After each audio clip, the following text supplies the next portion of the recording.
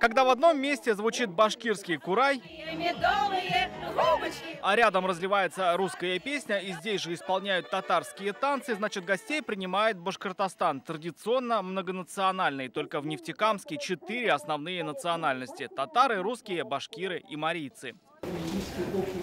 На день здесь собрались парламентарии Татарстана и Башкортостана. Основной вопрос повестки дня – сохранение и развитие национальных культур. У обеих республик в этом большой опыт.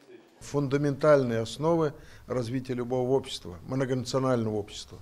Родные языки, родная культура, родные традиции многонациональных, многоконфессиональных субъектов, таких как Башкортостан, Татарстан. Это наша обязанность. Визитки Татарстана, русский каравон, чувашский уяв, удмуртский гырон-баттон и много других национальных праздников, широко известных на всю Россию. И, конечно, татарский сабантуй, который широко отмечается и в Башкортостане. Наши республики, они характерны тем, что во многом имеют общую историю, общий язык, культуру и, наверное, общее видение перспектив своего развития. Это крайне важно. На заседании подписано соглашение о сотрудничестве между Нефтекамском, Краснокамским районом и Актанышем.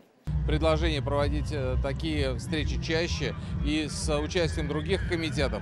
Я считаю, что это здорово, потому что это близкая нам республика, близкий нам народ. Мы обсуждаем, как решить эти вопросы, наверное, во многом даже в масштабах нашей страны. Здесь же депутаты приняли резолюцию, в которой парламентарии предложили активизировать обмен опытом по сохранению и развитию национальных культур и самобытных традиций народов республик, в том числе на законодательном уровне.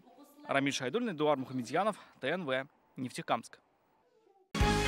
Закажи рекламу на ТНВ. Телефон в Казани 5 705 100.